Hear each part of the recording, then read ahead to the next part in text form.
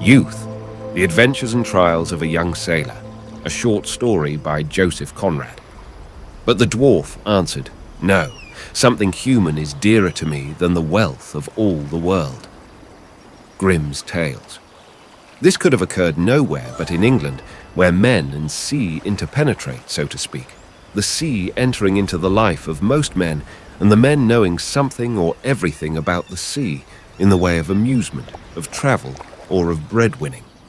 We were sitting round a mahogany table that reflected the bottle, the claret glasses, and our faces as we leaned on our elbows. There was a director of companies, an accountant, a lawyer, Marlowe, and myself. The director had been a Conway boy. The accountant had served 4 years at sea. The lawyer, a fine, crusted Tory, high churchman, the best of old fellows, the soul of honour, had been chief officer in the P&O service in the good old days when mail boats were square-rigged at least on 2 masts and used to come down the China Sea before a fair monsoon with stun sails set alow and aloft. We all began life in the merchant service. Between the 5 of us, there was the strong bond of the sea, and also the fellowship of the craft, which no amount of enthusiasm for yachting, cruising, and so on can give, since one is only the amusement of life, and the other is life itself. Marlowe, at least I think that is how he spelt his name, told the story, or rather the chronicle, of a voyage. Yes, I have seen a little of the eastern seas, but what I remember best is my first voyage there.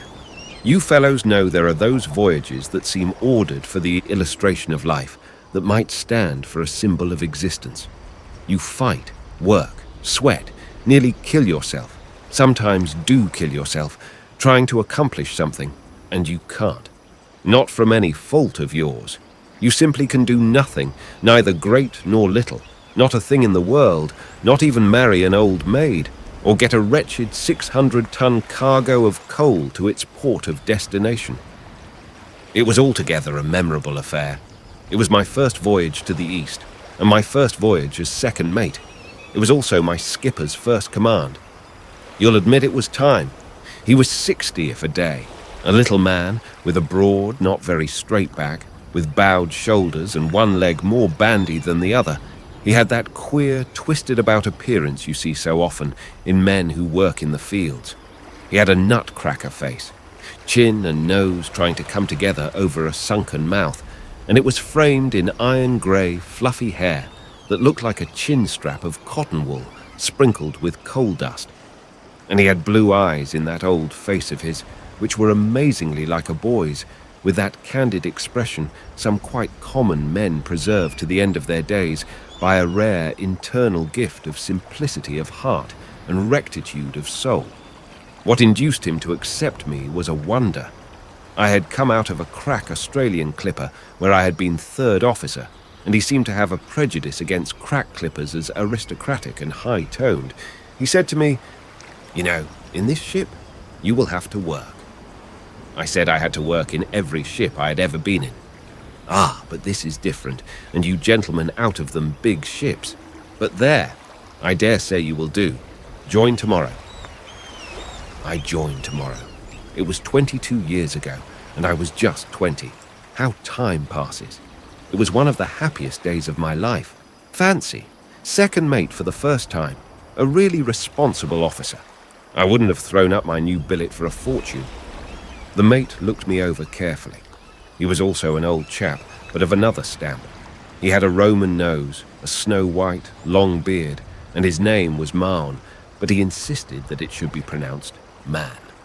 He was well connected, yet there was something wrong with his luck, and he had never got on. As to the captain, he had been for years in coasters, then in the Mediterranean, and last in the West Indian trade. He had never been round the Capes. He could just write a kind of sketchy hand, and didn't care for writing at all. Both were thorough good seamen, of course, and between those 2 old chaps I felt like a small boy between 2 grandfathers. The ship also was old. Her name was the Judea. Queer name, isn't it? She belonged to a man Wilcox, some name like that. But he has been bankrupt and dead these 20 years or more, and his name don't matter. She had been laid up in Shadwell Basin for ever so long. You may imagine her state. She was all rust, dust, grime, soot aloft, dirt on deck. To me, it was like coming out of a palace into a ruined cottage. She was about 400 tons, had a primitive windlass, wooden latches to the doors, not a bit of brass about her, and a big, square stern. There was on it, below her name in big letters, a lot of scroll work with the gilt off, and some sort of a coat of arms with the motto, "Do or Die," underneath. I remember it took my fancy immensely. There was a touch of romance in it, something that made me love the old thing, something that appealed to my youth. We left London in ballast, sand ballast, to load a cargo of coal in a northern port for Bangkok. Bangkok, I thrilled. I had been 6 years at sea, but had only seen Melbourne and Sydney, very good places, charming places in their way. But Bangkok? We worked out of the Thames under canvas, with a North Sea pilot on board. His name was German, and he dodged all day long about the galley drying his handkerchief before the stove. Apparently, he never slept. He was a dismal man, with a perpetual tear sparkling at the end of his nose, who either had been in trouble, or was in trouble, or expected to be in trouble, couldn't be happy unless something went wrong. He mistrusted my youth, my common sense, and my seamanship, and made a point of showing it in 100 little ways. I dare say he was right. It seems to me I knew very little then, and I know not much more now, but I cherish a hate for that German to this day. We were a week working up as far as Yarmouth Roads, and then we got into a gale, the famous October gale of 22 years ago. It was wind, lightning, sleet, snow, and a terrific sea. We were flying light, and you may imagine how bad it was when I tell you we had smashed bulwarks and a flooded deck. On the second night, she shifted her ballast into the lee bow, and by that time, we'd been blown off somewhere on the Dogger Bank. There was nothing for it but go below with shovels and try to right her. And there we were in that vast hold, gloomy like a cavern, the tallow dips stuck and flickering on the beams, the gale howling above, the ship tossing about like mad on her side.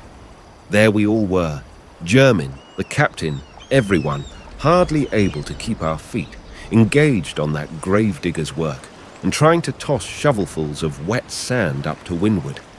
At every tumble of the ship, you could see vaguely in the dim light men falling down with a great flourish of shovels. One of the ship's boys, we had two, impressed by the weirdness of the scene, wept as if his heart would break. We could hear him blubbering somewhere in the shadows.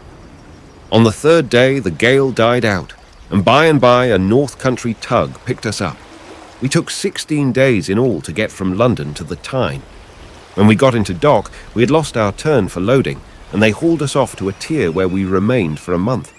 Mrs. Beard, the captain's name was Beard, came from Colchester to see the old man. She lived on board.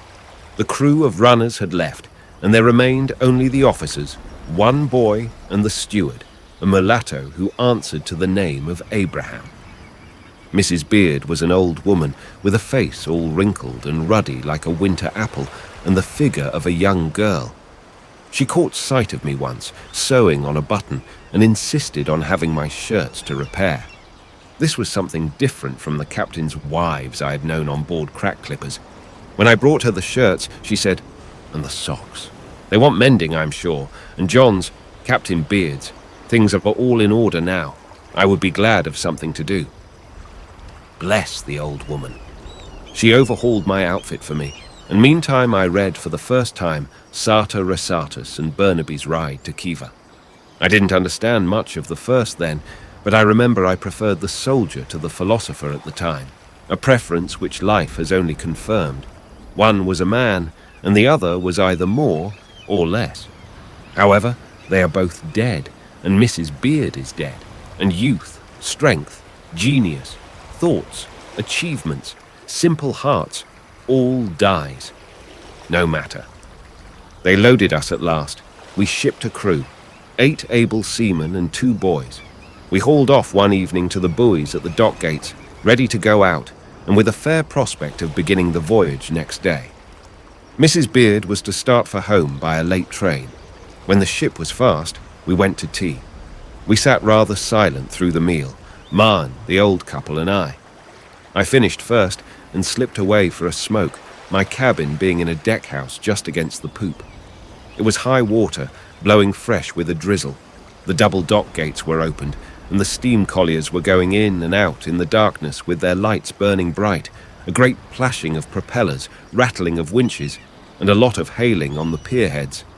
I watched the procession of headlights gliding high and of green lights gliding low in the night, when suddenly a red gleam flashed at me, vanished, came into view again, and remained. The fore end of a steamer loomed up close. I shouted down the cabin, "Come up, quick!" and then heard a startled voice saying afar in the dark, "Stop her, sir!" A bell jingled. Another voice cried warningly, "We are going right into that bark, sir." The answer to this was a gruff "all right," and the next thing was a heavy crash as the steamer struck a glancing blow with the bluff of her bow about our fore-rigging. There was a moment of confusion, yelling and running about. Steam roared. Then somebody was heard saying, "All clear, sir." "Are you all right?" asked the gruff voice. I had jumped forward to see the damage and hailed back, "I think so."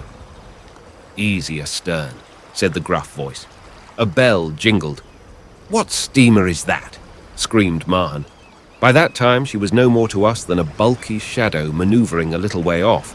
They shouted at us some name, a woman's name, Miranda or Melissa, or some such thing. "This means another month in this beastly hole," said Mahan to me, as we peered with lamps about the splintered bulwarks and broken braces. "But where's the captain?" We had not heard or seen anything of him all that time. We went aft to look. A doleful voice arose, hailing somewhere in the middle of the dock, "Judea ahoy!" How the devil did he get there? "Hello!" we shouted. "I am adrift in our boat without oars," he cried. A belated waterman offered his services, and Marn struck a bargain with him for £0.50 to tow our skipper alongside. But it was Mrs. Beard that came up the ladder first. They had been floating about the dock in that mizzly cold rain for nearly an hour. I was never so surprised in my life. It appears that when he heard my shout come up, he understood at once what was the matter, caught up his wife, ran on deck and across, and down into our boat, which was fast to the ladder. Not bad for a 60-year-old. Just imagine that old fellow saving heroically in his arms that old woman, the woman of his life. He set her down on a thwart and was ready to climb back on board when the painter came adrift somehow, and away they went together. Of course, in the confusion we did not hear him shouting. He looked abashed. She said cheerfully, "I suppose it does not matter my losing the train now." "No, Jenny, you go below and get warm," he growled. Then to us, "A sailor has no business with a wife," I say. There I was, out of the ship. Well, no harm done this time. Let's go and look at what that fool of a steamer smashed. It wasn't much, but it delayed us 3 weeks. At the end of that time, the captain being engaged with his agents, I carried Mrs. Beard's bag to the railway station and put her all comfy into a third-class carriage. She lowered the window to say, "You are a good young man. If you see John, Captain Beard, without his muffler at night, just remind him from me to keep his throat well wrapped up." "Certainly, Mrs. Beard," I said. "You are a good young man. I noticed how attentive you are to John, to Captain—" The train pulled out suddenly. I took my cap off to the old woman. I never saw her again. Pass the bottle. We went to sea next day. When we made that start for Bangkok, we had been already 3 months out of London. We had expected to be a fortnight or so, at the outside. It was January and the weather was beautiful. The beautiful, sunny winter weather that has more charm than in the summertime, because it is unexpected and crisp, and you know it can't last long. It's like a windfall, like a godsend, like an unexpected piece of luck. It lasted all down the North Sea, all down Channel, and it lasted till we were 300 miles or so to the westward of the Lizards. Then the wind went round to the sou-west and began to pipe up. In 2 days it blew a gale. The Judea, hove to, wallowed on the Atlantic like an old candle box. It blew day after day. It blew with spite, without interval, without mercy, without rest. The world was nothing but an immensity of great foaming waves rushing at us under a sky low enough to touch with the hand and dirty like a smoked ceiling. In the stormy space surrounding us, there was as much flying spray as air. Day after day and night after night, there was nothing round the ship but the howl of the wind, the tumult of the sea, the noise of water pouring over her deck. There was no rest for her, and no rest for us. She tossed, she pitched, she stood on her head, she sat on her tail, she rolled, she groaned, and we had to hold on while on deck and cling to our bunks when below in a constant effort of body and worry of mind. One night, Mahon spoke through the small window of my berth. It opened right into my very bed, and I was lying there sleepless, in my boots, feeling as though I had not slept for years, and could not if I tried. He said excitedly, "You got the sounding rod in here, Marlowe. I can't get the pumps to suck. By God, it's no child's play." I gave him the sounding rod and lay down again, trying to think of various things, but I thought only of the pumps. When I came on deck, they were still at it, and my watch relieved at the pumps. By the light of the lantern brought on deck to examine the sounding rod, I caught a glimpse of their weary, serious faces. We pumped all the 4 hours. We pumped all night, all day, all the week, watch and watch. She was working herself loose and leaked badly, not enough to drown us at once, but enough to kill us with the work at the pumps. And while we pumped, the ship was going from us piecemeal. The bulwarks went, the stanchions were torn out, the ventilators smashed, the cabin door burst in. There was not a dry spot in the ship. She was being gutted bit by bit. The longboat changed, as if by magic, into matchwood where she stood in her gripes. I had lashed her myself, and was rather proud of my handiwork, which had withstood so long the malice of the sea. And we pumped, and there was no break in the weather. The sea was white like a sheet of foam, like a cauldron of boiling milk. There was not a break in the clouds. No, not the size of a man's hand. No, not for so much as 10 seconds. There was for us no sky. There were for us no stars, no sun, no universe. Nothing but angry clouds and an infuriated sea. We pumped watch and watch for dear life, and it seemed to last for months, for years, for all eternity, as though we had been dead and gone to a hell for sailors. We forgot the day of the week, the name of the month, what year it was, and whether we had ever been ashore. The sails blew away. She lay broadside on under a weathercloth. The ocean poured over her, and we did not care. We turned those handles and had the eyes of idiots. As soon as we had crawled on deck, I used to take a round turn with a rope about the men, the pumps and the mainmast, and we turned incessantly, with the water to our waists, to our necks, over our heads. It was all one. We had forgotten how it felt to be dry.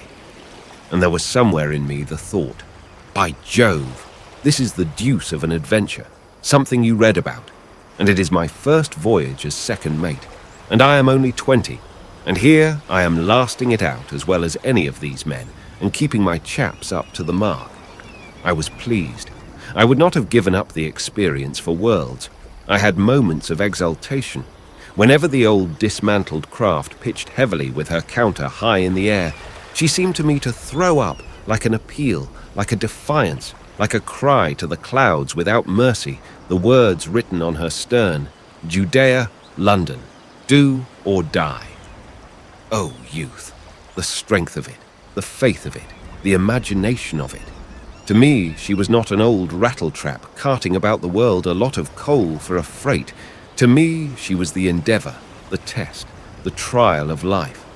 I think of her with pleasure, with affection, with regret, as you would think of someone dead you have loved. I shall never forget her. Pass the bottle.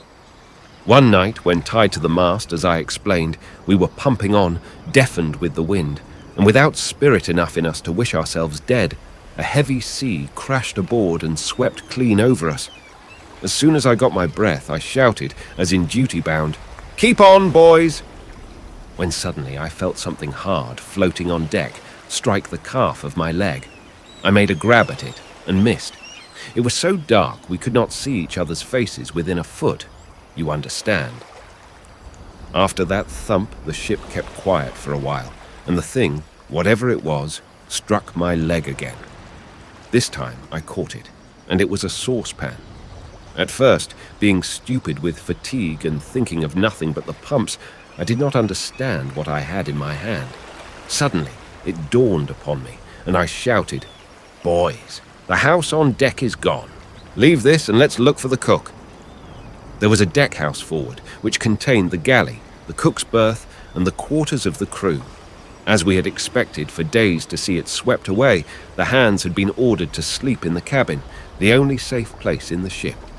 The steward, Abraham, however, persisted in clinging to his berth, stupidly, like a mule, from sheer fright, I believe, like an animal that won't leave a stable falling in an earthquake.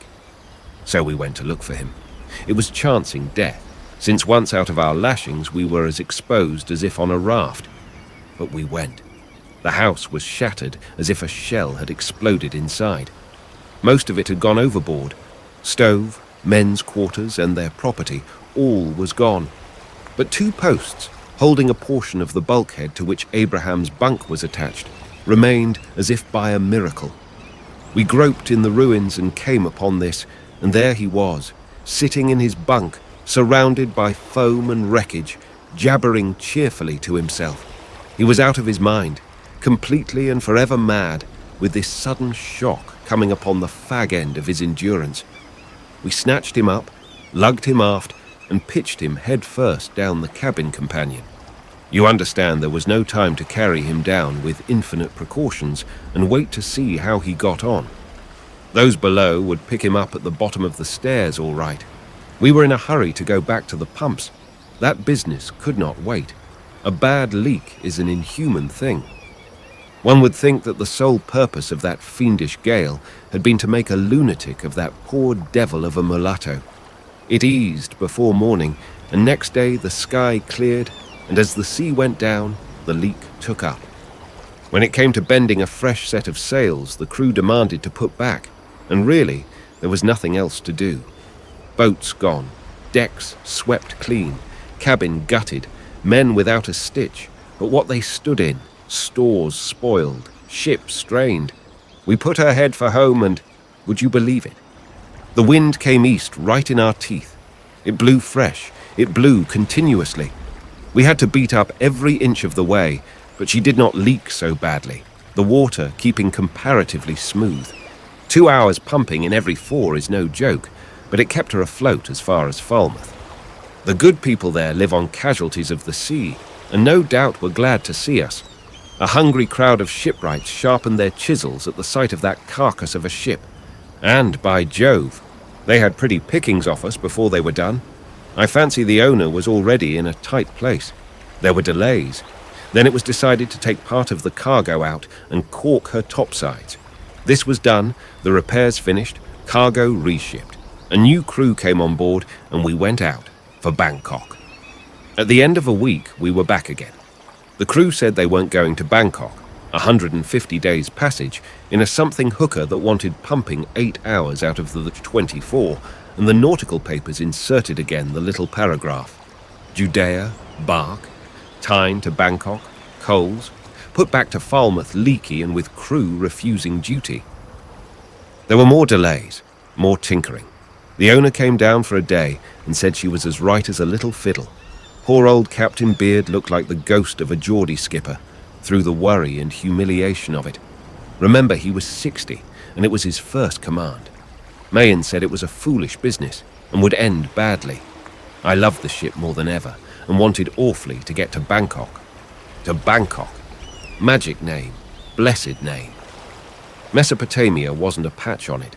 Remember, I was 20, and it was my first second mate's billet, and the East was waiting for me. We went out and anchored in the outer roads with a fresh crew, the third. She leaked worse than ever. It was as if those confounded shipwrights had actually made a hole in her. This time, we did not even go outside. The crew simply refused to man the windlass. They towed us back to the inner harbour, and we became a fixture, a feature, an institution of the place. People pointed us out to visitors as the air bark that's going to Bangkok has been here 6 months, put back 3 times. On holidays, the small boys pulling about in boats would hail, "Judea, ahoy!" And if a head showed above the rail, shouted, "Where you bound to? Bangkok!" and jeered. We were only 3 on board. The poor old skipper mooned in the cabin. Marn undertook the cooking and unexpectedly developed all a Frenchman's genius for preparing nice little messes. I looked languidly after the rigging. We became citizens of Falmouth. Every shopkeeper knew us. At the barbers or tobacconists, they asked familiarly, "Do you think you will ever get to Bangkok?" Meantime, the owner, the underwriters, and the charterers squabbled amongst themselves in London, and our pay went on. Pass the bottle. It was horrid. Morally, it was worse than pumping for life. It seemed as though we had been forgotten by the world, belonged to nobody, would get nowhere. It seemed that, as if bewitched, we would have to live for ever and ever in that inner harbour, a derision and a byword to generations of longshore loafers and dishonest boatmen. I obtained 3 months' pay and a 5 days' leave, and made a rush for London. It took me a day to get there and pretty well another to come back, but 3 months' pay went all the same. I don't know what I did with it. I went to a music hall, I believe, lunched, dined, and supped in a swell place in Regent Street, and was back to time, with nothing but a complete set of Byron's works and a new railway rug to show for 3 months from work. The boatman who pulled me off to the ship said, "Hello, I thought you had left the old thing. She will never get to Bangkok." "That's all you know about it," I said scornfully. But I didn't like that prophecy at all. Suddenly a man, some kind of agent to somebody, appeared with full powers. He had grog blossoms all over his face, an indomitable energy, and was a jolly soul. We leaped into life again. A hulk came alongside, took our cargo, and then we went into dry dock to get our copper stripped. No wonder she leaked. The poor thing, strained beyond endurance by the gale, had, as if in disgust, spat out all the oakum of her lower seams. She was recorked, new coppered, and made as tight as a bottle. We went back to the hulk and reshipped our cargo. Then, on a fine moonlight night, all the rats left the ship. We had been infested with them. They had destroyed our sails, consumed more stores than the crew, affably shared our beds and our dangers, and now, when the ship was made seaworthy, concluded to clear out. I called Marn to enjoy the spectacle. Rat after rat appeared on our rail, took a last look over his shoulder, and leaped with a hollow thud into the empty hulk. We tried to count them, but soon lost the tale. Marn said, Well, don't talk to me about the intelligence of rats. They ought to have left before, when we had that narrow squeak from foundering. There you have the proof how silly is the superstition about them. They leave a good ship for an old rotten hulk, where there is nothing to eat too, the fools. I don't believe they know what is safe or what is good for them, any more than you or I. And after some more talk, we agreed that the wisdom of rats had been grossly overrated, being in fact no greater than that of men. The story of the ship was known, by this, all up the channel from Land's End to the Forelands, and we could get no crew on the south coast. They sent us one all complete from Liverpool, and we left once more for Bangkok. We had fair breezes, smooth water right into the tropics, and the old Judea lumbered along in the sunshine. When she went 8 knots, everything cracked aloft, and we tied our caps to our heads, but mostly she strolled on at the rate of 3 miles an hour. What could you expect? She was tired. That old ship. Her youth was where mine is, where yours is, you fellows who listen to this yarn. And what friend would throw your years and your weariness in your face? We didn't grumble at her. To us, aft at least, it seemed as though we had been born in her, reared in her, had lived in her for ages, had never known any other ship. I would just as soon have abused the old village church at home for not being a cathedral. And for me, there was also my youth to make me patient. There was all the East before me, and all life, and the thought that I had been tried in that ship and had come out pretty well. And I thought of men of old who, centuries ago, went that road in ships that sailed no better, to the land of palms and spices and yellow sands, and of brown nations ruled by kings more cruel than Nero the Roman, and more splendid than Solomon the Jew. The old bark lumbered on, heavy with her age and the burden of her cargo, while I lived the life of youth in ignorance and hope.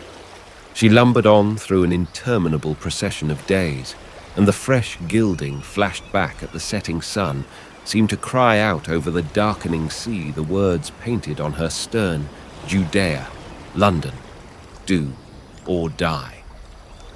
Then we entered the Indian Ocean and steered northerly for Java Head. The winds were light. Weeks slipped by. She crawled on, do or die, and people at home began to think of posting us as overdue. One Saturday evening, I being off duty, the men asked me to give them an extra bucket of water or so for washing clothes.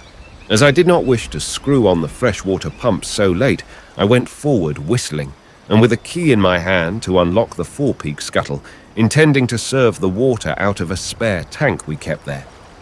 The smell down below was as unexpected as it was frightful. One would have thought hundreds of paraffin lamps had been flaring and smoking in that hole for days. I was glad to get out. The man with me coughed and said, "Funny smell, sir." I answered negligently, "It's good for the health, they say," and walked aft. The first thing I did was to put my head down the square of the midship ventilator. As I lifted the lid, a visible breath, something like a thin fog, a puff of faint haze rose from the opening. The ascending air was hot and had a heavy, sooty, paraffin-y smell. I gave one sniff and put down the lid gently. It was no use choking myself. The cargo was on fire. Next day, she began to smoke in earnest. You see, it was to be expected, for though the coal was of a safe kind, the cargo had been so handled, so broken up with handling, that it looked more like smithy coal than anything else. Then it had been wetted, more than once. It rained all the time we were taking it back from the hulk, and now, with this long passage, it got heated, and there was another case of spontaneous combustion. The captain called us into the cabin. He had a chart spread on the table and looked unhappy. He said, "The coast of West Australia is near, but I mean to proceed to our destination. It is the hurricane month too, but we will just keep her head for Bangkok and fight the fire. No more putting back anywhere if we all get roasted. We will try first to stifle this air-damned combustion by want of air." We tried. We battened down everything, and still she smoked. The smoke kept coming out through imperceptible crevices. It forced itself through bulkheads and covers. It oozed here and there and everywhere in slender threads, in an invisible film, in an incomprehensible manner. It made its way into the cabin, into the forecastle. It poisoned the sheltered places on the deck. It could be sniffed as high as the main yard. It was clear that if the smoke came out, the air came in. This was disheartening. This combustion refused to be stifled. We resolved to try water and took the hatches off. Enormous volumes of smoke, whitish, yellowish, thick, greasy, misty, choking, ascended as high as the trucks. All hands cleared out aft. Then the poisonous cloud blew away, and we went back to work in a smoke that was no thicker now than that of an ordinary factory chimney. We rigged the force pump, got the hose along, and by it burst.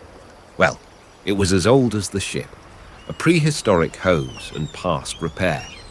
Then we pumped with the feeble head pump, drew water with buckets, and in this way managed in time to pour lots of Indian Ocean into the main hatch.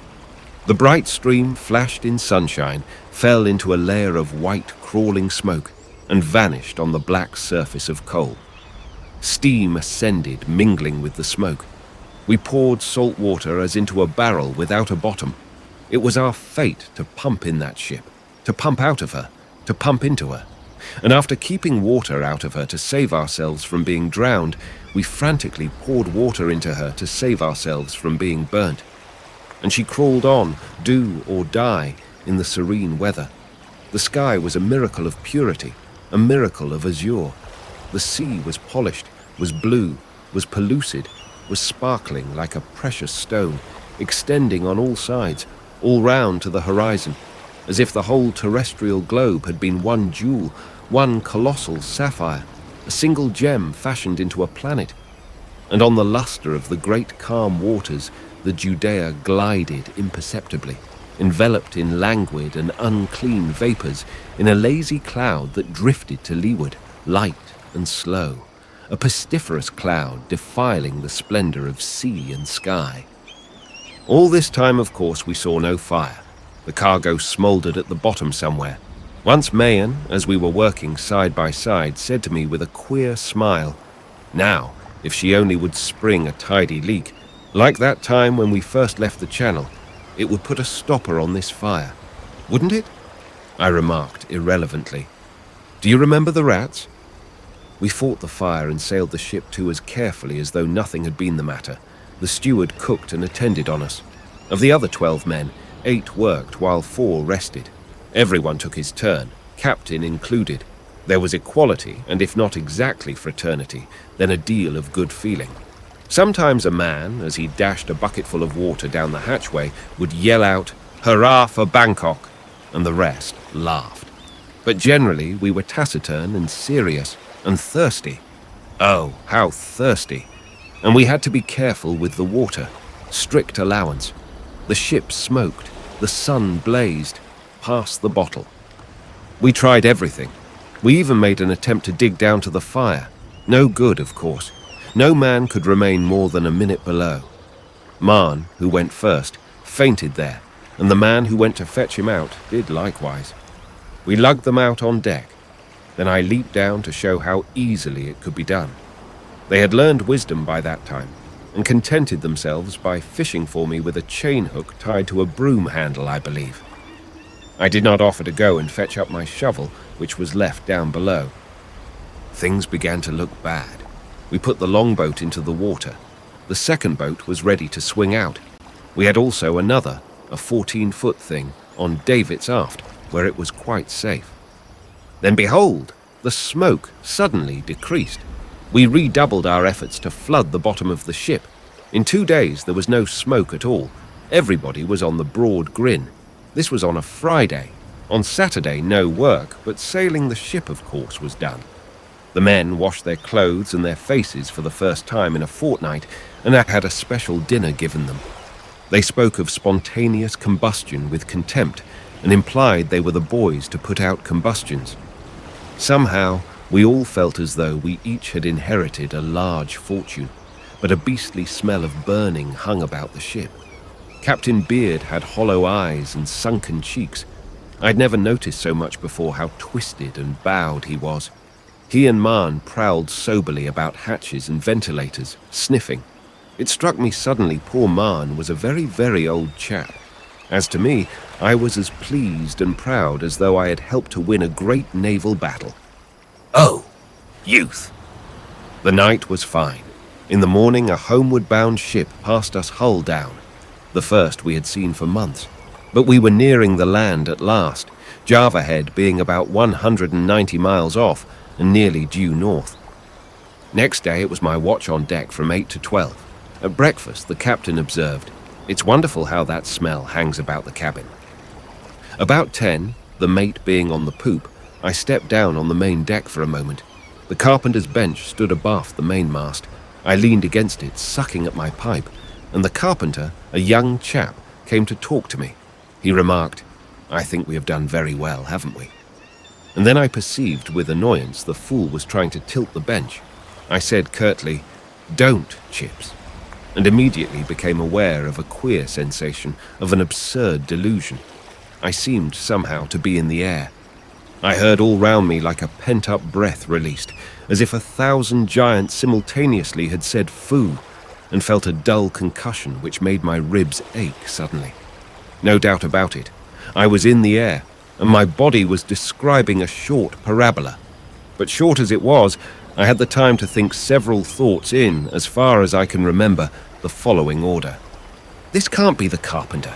What is it? Some accident. Submarine volcano. Coals, gas? By Jove. We are being blown up. Everybody's dead. I am falling into the afterhatch. I see fire in it. The coal dust suspended in the air of the hold had glowed dull red at the moment of the explosion. In the twinkling of an eye, in an infinitesimal fraction of a second since the first tilt of the bench, I was sprawling full length on the cargo. I picked myself up and scrambled out. It was quick like a rebound. The deck was a wilderness of smashed timber, lying crosswise like trees in a wood after a hurricane. An immense curtain of soiled rags waved gently before me. It was the mainsail blown to strips. I thought, the masts will be toppling over directly, and to get out of the way, bolted on all fours towards the poop ladder. The first person I saw was Mayan, with eyes like saucers, his mouth open, and the long white hair standing straight on end round his head like a silver halo. He was just about to go down when the sight of the main deck stirring, heaving up and changing into splinters before his eyes, petrified him on the top step. I stared at him in unbelief, and he stared at me with a queer kind of shocked curiosity. I did not know that I had no hair, no eyebrows, no eyelashes, that my young moustache was burnt off, that my face was black, one cheek laid open, my nose cut, and my chin bleeding. I had lost my cap, one of my slippers, and my shirt was torn to rags. Of all this, I was not aware. I was amazed to see the ship still afloat, the poop deck whole, and most of all, to see anybody alive. Also, the peace of the sky and the serenity of the sea were distinctly surprising. I suppose I expected to see them convulsed with horror. Pass the bottle.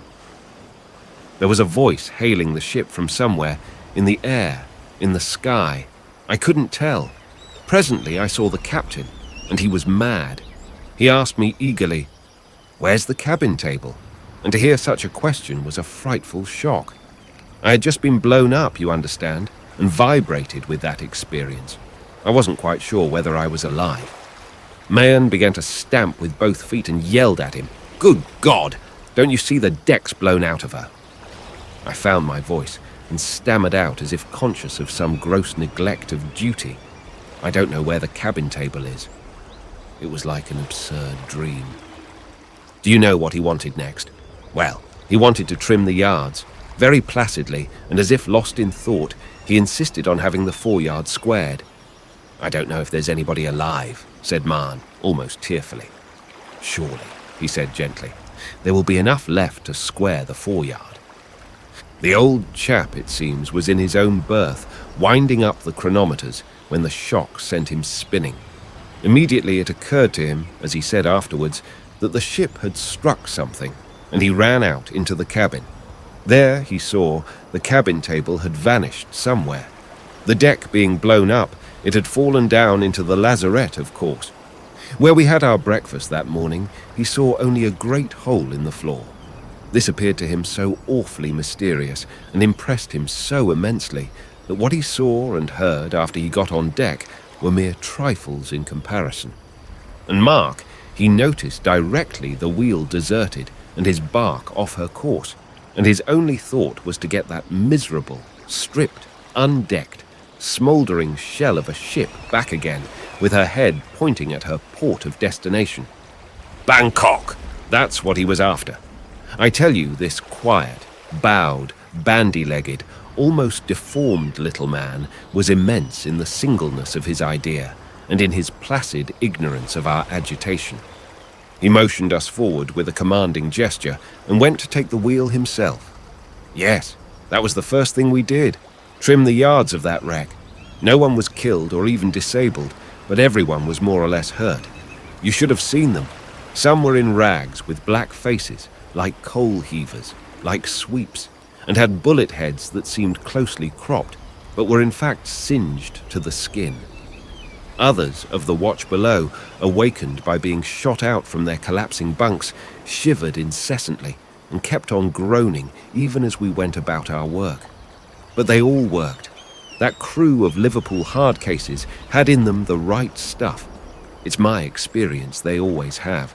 It is the sea that gives it, the vastness, the loneliness surrounding their dark, stolid souls. Ah, well, we stumbled, we crept, we fell, we barked our shins on the wreckage, we hauled. The masts stood, but we did not know how much they might be charred down below. It was nearly calm, but a long swell ran from the west and made her roll. They might go at any moment. We looked at them with apprehension. One could not foresee which way they would fall.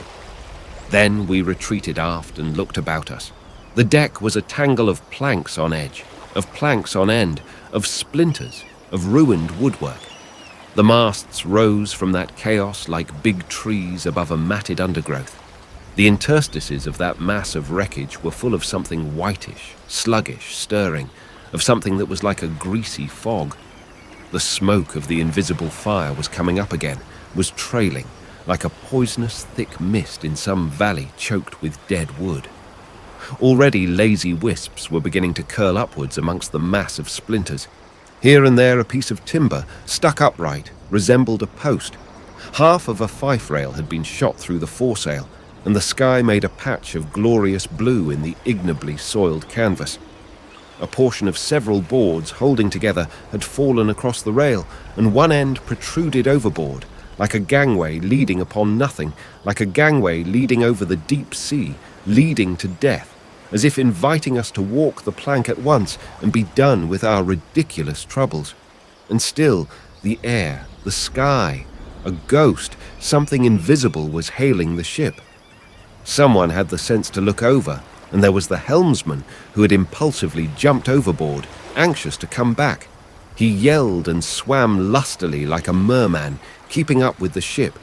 We threw him a rope, and presently he stood amongst us, streaming with water and very crestfallen. The captain had surrendered the wheel, and apart, elbow on rail and chin in hand, gazed at the sea wistfully. We asked ourselves, what next? I thought, now this is something like. This is great. I wonder what will happen. Oh, youth! Suddenly Mayan sighted a steamer far astern. Captain Beard said, we may do something with her yet.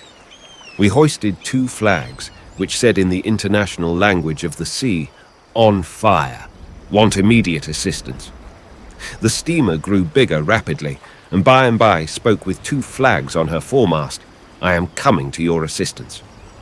In half an hour she was abreast, to windward, within hail, and rolling slightly, with her engines stopped. We lost our composure, and yelled all together with excitement, we've been blown up! A man in a white helmet on the bridge cried, yes, all right, and he nodded his head and smiled, and made soothing motions with his hand, as though at a lot of frightened children. One of the boats dropped in the water and walked towards us upon the sea with her long oars. 4 calashes pulled a swinging stroke. This was my first sight of Malay seamen. I've known them since, but what struck me then was their unconcern. They came alongside, and even the bowman standing up and holding to our main chains with the boat hook did not deign to lift his head for a glance. I thought people who had been blown up deserved more attention. A little man, dry like a chip and agile like a monkey, clambered up. It was the mate of the steamer. He gave one look and cried, oh, boys, you had better quit. We were silent. He talked apart with the captain for a time, seemed to argue with him. Then they went away together to the steamer. When our skipper came back, we learned that the steamer was the Somerville, Captain Nash, from West Australia to Singapore via Batavia with mails, and that the agreement was she should tow us to Anjer or Batavia, if possible, where we could extinguish the fire by scuttling and then proceed on our voyage to Bangkok. The old man seemed excited. We will do it yet, he said to Mahon fiercely. He shook his fist at the sky. Nobody else said a word. At noon, the steamer began to tow. She went ahead slim and high, and what was left of the Judea followed at the end of 70 fathom of tow rope, followed her swiftly like a cloud of smoke with mastheads protruding above. We went aloft to furl the sails. We coughed on the yards and were careful about the bunts. Do you see the lot of us there, putting a neat furl on the sails of that ship doomed to arrive nowhere. There was not a man who didn't think that at any moment the masts would topple over. From aloft, we could not see the ship for smoke, and they worked carefully, passing the gaskets with even turns. "Harbour furl, aloft there," cried Marn from below. "You understand this? I don't think one of those chaps expected to get down in the usual way. When we did, I heard them saying to each other, 'Well, I thought we would come down overboard, in a lump, sticks and all. Blame me if I didn't.' That's what I was thinking to myself," would answer wearily another battered and bandaged scarecrow. And, mind, these were men without the drilled-in habit of obedience. To an onlooker, they would be a lot of profane scallywags without a redeeming point. What made them do it? What made them obey me when I, thinking consciously how fine it was, made them drop the bunt of the foresail twice to try and do it better? What? They had no professional reputation, no examples, no praise. It wasn't a sense of duty. They all knew well enough how to shirk and laze and dodge when they had a mind to it, and mostly they had. Was it the £2.10 a month that sent them there? They didn't think their pay half good enough. No, it was something in them, something inborn and subtle and everlasting. I don't say positively that the crew of a French or German merchantman wouldn't have done it, but I doubt whether it would have been done in the same way. There was a completeness in it, something solid like a principle, and masterful like an instinct, a disclosure of something secret, of that hidden something, that gift of good or evil that makes racial difference, that shapes the fate of nations. It was that night at 10 that for the first time since we'd been fighting it, we saw the fire. The speed of the towing had fanned the smouldering destruction. A blue gleam appeared forward, shining below the wreck of the deck. It wavered in patches. It seemed to stir and creep like the light of a glowworm. I saw it first, and told Marn. "Then the game's up," he said. "We had better stop this towing, or she will burst out suddenly fore and aft before we can clear out." We set up a yell, rang bells to attract their attention. They towed on. At last, Marn and I had to crawl forward and cut the rope with an axe. There was no time to cast off the lashings. Red tongues could be seen licking the wilderness of splinters under our feet as we made our way back to the poop. Of course, they very soon found out in the steamer that the rope was gone. She gave a loud blast of her whistle. Her lights were seen sweeping in a wide circle. She came up, ranging close alongside, and stopped. We were all in a tight group on the poop looking at her. Every man had saved a little bundle or a bag. Suddenly, a conical flame with a twisted top shot up forward and threw upon the black sea a circle of light, with the two vessels side by side and heaving gently in its centre. Captain Beard had been sitting on the grating still and mute for hours, but now he rose slowly and advanced in front of us to the mizzen shrouds. Captain Nash hailed, "Come along, look sharp. I have mailbags on board. I will take you and your boats to Singapore." "Thank you, no," said our skipper. "We must see the last of the ship." "I can't stand by any longer," shouted the other. "Mails, you know." Aye, we are all right." "Very well. I'll report you in Singapore. Goodbye." He waved his hand. Our men dropped their bundles quietly. The steamer moved ahead and, passing out of the circle of light, vanished at once from our sight, dazzled by the fire which burned fiercely. And then I knew that I would see the east first as commander of a small boat. I thought it fine, and the fidelity to the old ship was fine. We should see the last of her. Oh, the glamour of youth! Oh, the fire of it, more dazzling than the flames of the burning ship, throwing a magic light on the wide earth, leaping audaciously to the sky, presently to be quenched by time, more cruel, more pitiless, more bitter than the sea, and like the flames of the burning ship surrounded by an impenetrable night. The old man warned us in his gentle and inflexible way that it was part of our duty to save for the underwriters as much as we could of the ship's gear. According, we went to work aft. while she blazed forward to give us plenty of light. We lugged out a lot of rubbish. What didn't we save? An old barometer fixed with an absurd quantity of screws nearly cost me my life. A sudden rush of smoke came upon me, and I just got away in time. There were various stores, bolts of canvas, coils of rope. The poop looked like a marine bazaar, and the boats were lumbered to the gunwales. One would have thought the old man wanted to take as much as he could of his first command with him. He was very, very quiet, but off his balance, evidently. Would you believe it?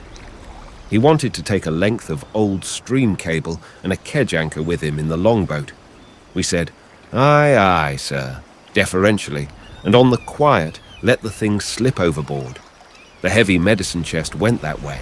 2 bags of green coffee, tins of paint, fancy, paint, a whole lot of things. Then I was ordered with 2 hands into the boats to make a stowage and get them ready against the time it would be proper for us to leave the ship. We put everything straight, stepped the longboat's mast for our skipper, who was in charge of her, and I was not sorry to sit down for a moment. My face felt raw, every limb ached as if broken. I was aware of all my ribs, and would have sworn to a twist in the backbone. The boats, fast astern, lay in a deep shadow, and all around I could see the circle of the sea lighted by the fire. A gigantic flame arose forward straight and clear. It flared there with noises like the whir of wings, with rumbles as of thunder. There were cracks, detonations, and from the cone of flame the sparks flew upwards as man is born to trouble, to leaky ships, and to ships that burn. What bothered me was that the ship, lying broadside to the swell and to such wind as there was, a mere breath, the boats would not keep astern where they were safe, but persisted, in a pig-headed way boats have, in getting under the counter and then swinging alongside. They were knocking about dangerously and coming near the flame, while the ship rolled on them, and of course there was always the danger of the masts going over the side at any moment. I and my 2 boat keepers kept them off as best we could with oars and boat hooks, but to be constantly at it became exasperating, since there was no reason why we should not leave at once. We could not see those on board, nor could we imagine what caused the delay. The boat keepers were swearing feebly, and I had not only my share of the work, but also had to keep at it 2 men who showed a constant inclination to lay themselves down and let things slide. At last I hailed on deck there, and someone looked over. "We're ready here," I said. The head disappeared, and very soon popped up again. The captain says, "All right, sir, and to keep the boats well clear of the ship." Half an hour passed. Suddenly there was a frightful racket, rattle, clanking of chain, hiss of water, and millions of sparks flew up into the shivering column of smoke that stood leaning slightly above the ship. The catheads had burned away, and the 2 red-hot anchors had gone to the bottom, tearing out after them 200 fathom of red-hot chain. The ship trembled, the mass of flame swayed as if ready to collapse, and the 4 top-gallant mast fell. It darted down like an arrow of fire, shot under, and instantly leaping up within an oar's length of the boats, floated quietly, very black on the luminous sea. I hailed the deck again. After some time, a man in an unexpectedly cheerful but also muffled tone, as though he had been trying to speak with his mouth shut, informed me, "Coming directly, sir," and vanished. For a long time, I heard nothing but the whir and roar of the fire. There were also whistling sounds. The boats jumped, tugged at the painters, ran at each other playfully, knocked their sides together, or, do what we would, swung in a bunch against the ship's side. I couldn't stand it any longer, and swarming up a rope, clambered aboard over the stern. It was as bright as day. Coming up like this, the sheet of fire facing me was a terrifying sight, and the heat seemed hardly bearable at first. On a settee cushion dragged out of the cabin, Captain Beard, with his legs drawn up and one arm under his head, slept with the light playing on him. Do you know what the rest were busy about? They were sitting on deck right aft, round an open case, eating bread and cheese and drinking bottled stout. On the background of flames twisting in fierce tongues above their heads, they seemed at home like salamanders and looked like a band of desperate pirates. The fire sparkled in the whites of their eyes, gleamed on patches of white skin seen through the torn shirts. Each had the marks as of a battle about him, bandaged heads, tied-up arms, a strip of dirty rag round a knee, and each man had a bottle between his legs and a chunk of cheese in his hand.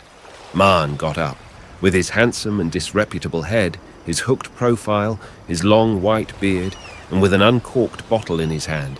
He resembled one of those reckless sea robbers of old making merry amidst violence and disaster.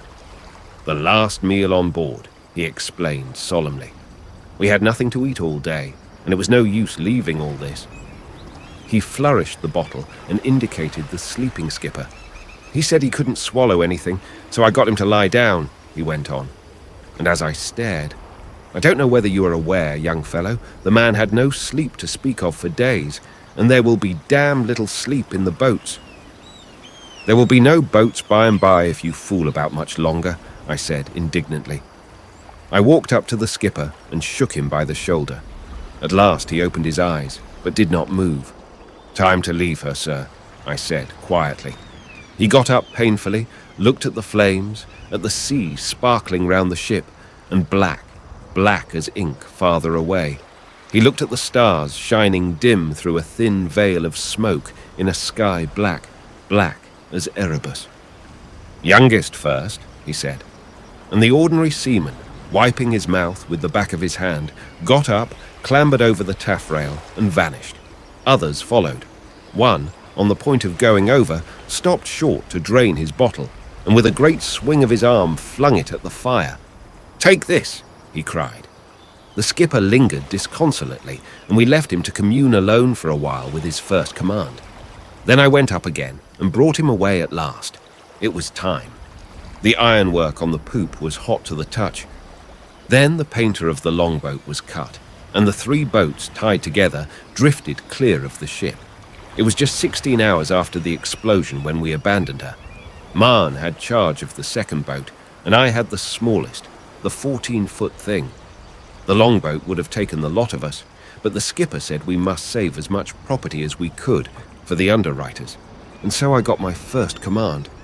I had 2 men with me, a bag of biscuits, a few tins of meat, and a breaker of water. I was ordered to keep close to the longboat, that in case of bad weather we might be taken into her. And do you know what I thought? I thought I would part company as soon as I could. I wanted to have my first command all to myself. I wasn't going to sail in a squadron if there were a chance for independent cruising. I would make land by myself. I would beat the other boats. Youth! All youth! The silly, charming, beautiful youth. But we did not make a start at once. We must see the last of the ship. And so the boats drifted about that night, heaving and setting on the swell. The men dozed, waked, sighed, groaned. I looked at the burning ship. Between the darkness of earth and heaven she was burning fiercely upon a disk of purple sea, shot by the blood-red play of gleams, upon a disk of water glittering and sinister. A high, clear flame, an immense and lonely flame, ascended from the ocean, and from its summit the black smoke poured continuously at the sky.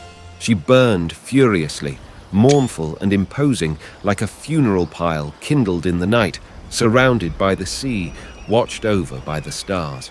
A magnificent death had come like a grace, like a gift, like a reward to that old ship at the end of her laborious days. The surrender of her weary ghost to the keeping of stars and sea was stirring like the sight of a glorious triumph. The masts fell just before daybreak, and for a moment there was a burst and turmoil of sparks that seemed to fill with flying fire the night patient and watchful, the vast night lying silent upon the sea. At daylight she was only a charred shell, floating still under a cloud of smoke and bearing a glowing mass of coal within.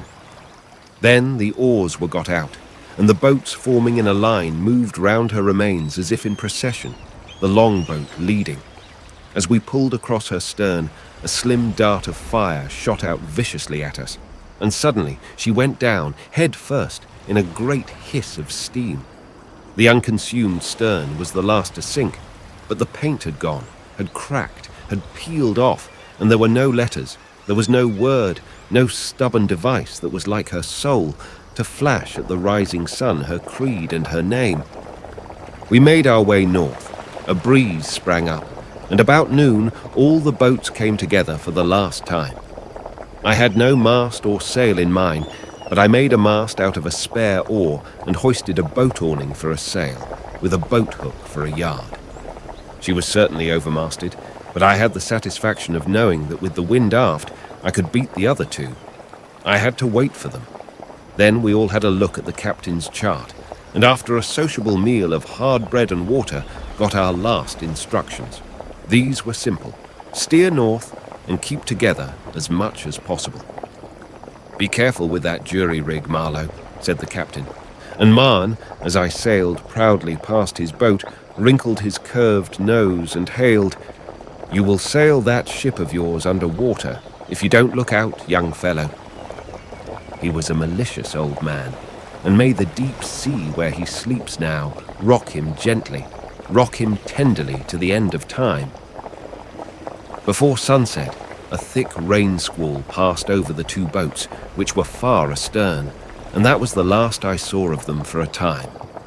Next day, I sat steering my cockleshell, my first command, with nothing but water and sky around me. I did sight in the afternoon the upper sails of a ship far away, but said nothing, and my men did not notice her.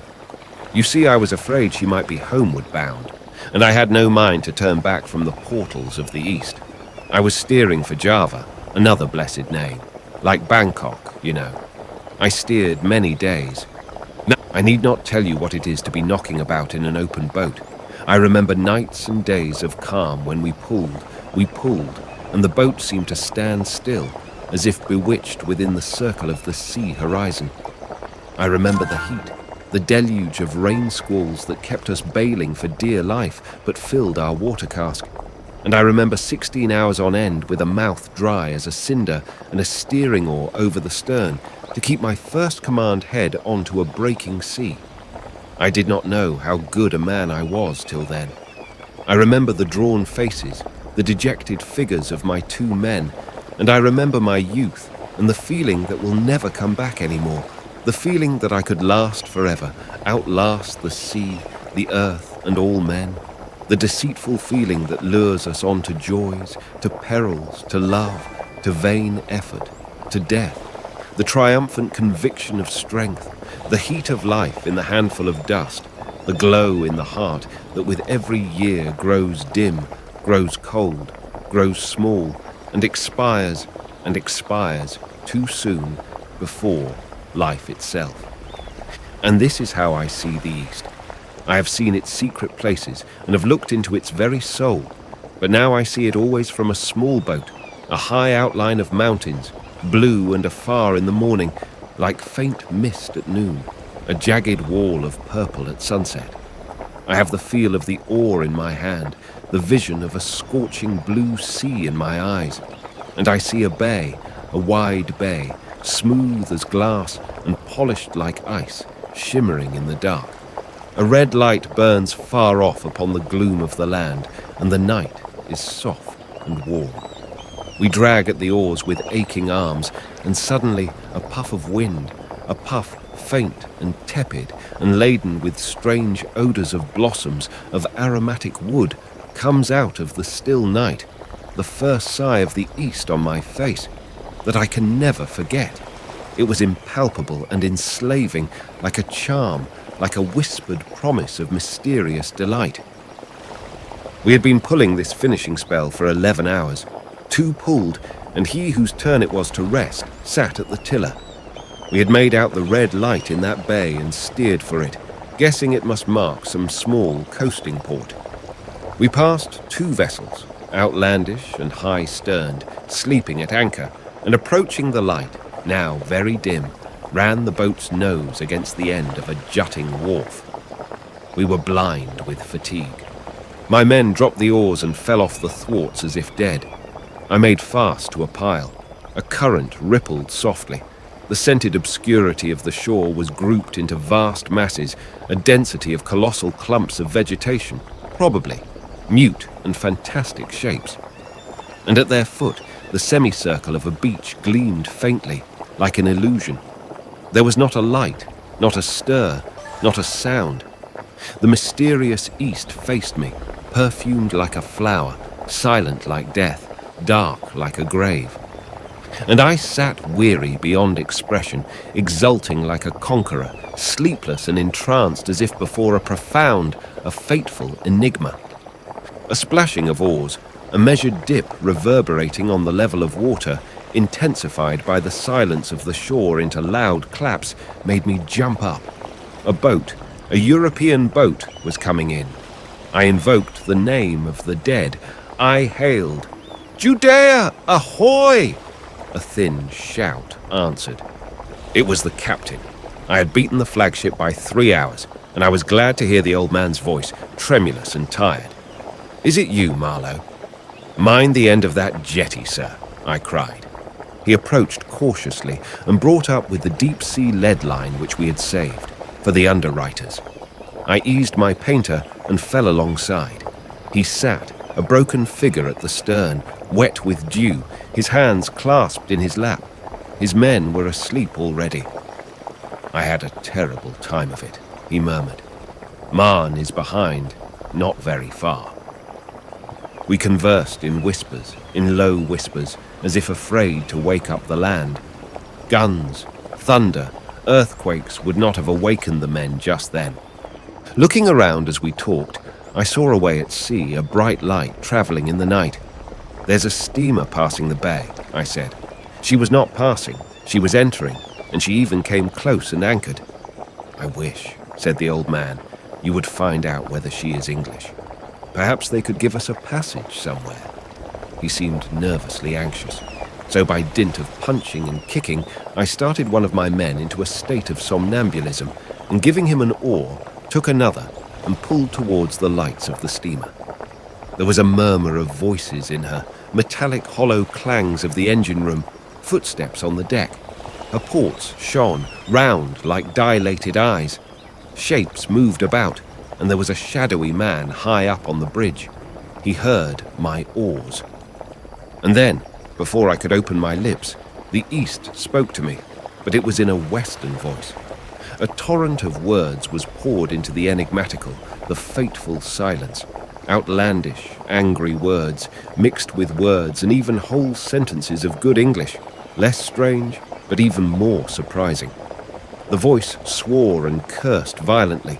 It riddled the solemn peace of the bay by a volley of abuse. It began by calling me pig, and from that went crescendo into unmentionable adjectives, in English. The man up there raged aloud in 2 languages, and with a sincerity in his fury that almost convinced me I had, in some way, sinned against the harmony of the universe. I could hardly see him, but began to think he would work himself into a fit. Suddenly he ceased, and I could hear him snorting and blowing like a porpoise. I said, "What steamer is this, pray?" "Eh? What's this? And who are you?" "Castaway crew of an English bark burnt at sea. We came here tonight. I am the second mate. The captain is in the longboat and wishes to know if you would give us a passage somewhere." "Oh my goodness," I say. "This is the Celestial from Singapore on her return trip. I'll arrange with your captain in the morning. And," I say, "did you hear me just now? I should think the whole bay heard you. I thought you were a shore boat. Now look here. This infernal, lazy scoundrel of a caretaker has gone to sleep again. Curse him. The light is out, and I nearly ran foul of the end of this damn jetty. This is the 3rd time he plays me this trick. Now I ask you, can anybody stand this kind of thing? It's enough to drive a man out of his mind. I'll report him. I'll get the assistant resident to give him the sack by... See, there's no light. It's out, isn't it? I take you to witness the light's out. There should be a light, you know. A red light on the..." "There was a light," I said mildly. "But it's out, man. What's the use of talking like this? You can see for yourself it's out, don't you? If you had to take a valuable steamer along this godforsaken coast, you would want a light too. I'll kick him from end to end of his miserable wharf. You'll see if I don't. I will. So I may tell my captain you'll take us? I broke in. Yes, I'll take you. Good night, he said brusquely. I pulled back, made fast again to the jetty, and then went to sleep at last. I had faced the silence of the East. I had heard some of its languages, but when I opened my eyes again, the silence was as complete as though it had never been broken. I was lying in a flood of light, and the sky had never looked so far, so high before. I opened my eyes and lay without moving. And then I saw the men of the East. They were looking at me. The whole length of the jetty was full of people. I saw brown, bronze, yellow faces, the black eyes, the glitter, the colour of an Eastern crowd, and all these beings stared without a murmur, without a sigh, without a movement. They stared down at the boats, at the sleeping men who at night had come to them from the sea. Nothing moved. The fronds of palms stood still against the sky. Not a branch stirred along the shore, and the brown roofs of hidden houses peeped through the green foliage, through the big leaves that hung shining and still like leaves forged of heavy metal. This was the East of the ancient navigators, so old, so mysterious, resplendent and somber, living and unchanged, full of danger and promise. And these were the men. I sat up suddenly. A wave of movement passed through the crowd from end to end, passed along the heads, swayed the bodies, ran along the jetty like a ripple on the water, like a breath of wind on a field, and all was still again. I see it now, the wide sweep of the bay, the glittering sands, the wealth of green infinite and varied, the sea blue like the sea of a dream, the crowd of attentive faces, the blaze of vivid colour, the water reflecting it all, the curve of the shore, the jetty, the high-sterned outlandish craft floating still, and the 3 boats with tired men from the west, sleeping unconscious of the land and the people and of the violence of sunshine. They slept thrown across the thwarts, curled on bottom boards in the careless attitudes of death. The head of the old skipper, leaning back in the stern of the longboat, had fallen on his breast, and he looked as though he would never wake. Farther out, old Mahan's face was upturned to the sky, with the long white beard spread out on his breast, as though he had been shot where he sat at the tiller. And a man, all in a heap in the bows of the boat, slept with both arms embracing the stemhead, and with his cheek laid on the gunwale. The East looked at them without a sound. I have known its fascination since. I have seen the mysterious shores, the still water, the lands of brown nations, where a stealthy nemesis lies in wait, pursues, overtakes so many of the conquering race who are proud of their wisdom, of their knowledge, of their strength. But for me, all the East is contained in that vision of my youth. It is all in that moment when I opened my young eyes on it. I came upon it from a tussle with the sea, and I was young, and I saw it looking at me. And this is all that is left of it. Only a moment of strength, of romance, of glamour, of youth. A flick of sunshine upon a strange shore, the time to remember, the time for a sigh, and goodbye, night, goodbye. He drank. Ah, the good old time, the good old time. Youth and the sea, glamour and the sea, the good, strong sea, the salt, bitter sea that could whisper to you and roar at you and knock your breath out of you. He drank again. By all that's wonderful, it is the sea, I believe, the sea itself, or is it youth alone? Who can tell? But you here, you all had something out of life, money, love, whatever one gets on shore. And tell me, wasn't that the best time? That time when we were young at sea, young and had nothing, on the sea that gives nothing, except hard knocks, and sometimes a chance to feel your strength, that only, what you all regret. And we all nodded at him, the man of finance, the man of accounts, the man of law, We all nodded at him over the polished table that like a still sheet of brown water reflected our faces, lined, wrinkled. Our faces marked by toil, by deceptions, by success, by love. Our weary eyes looking still, looking always, looking anxiously for something out of life that while it is expected is already gone, has passed unseen, in a sigh, in a flash, together with the youth, with the strength, with the romance of illusions.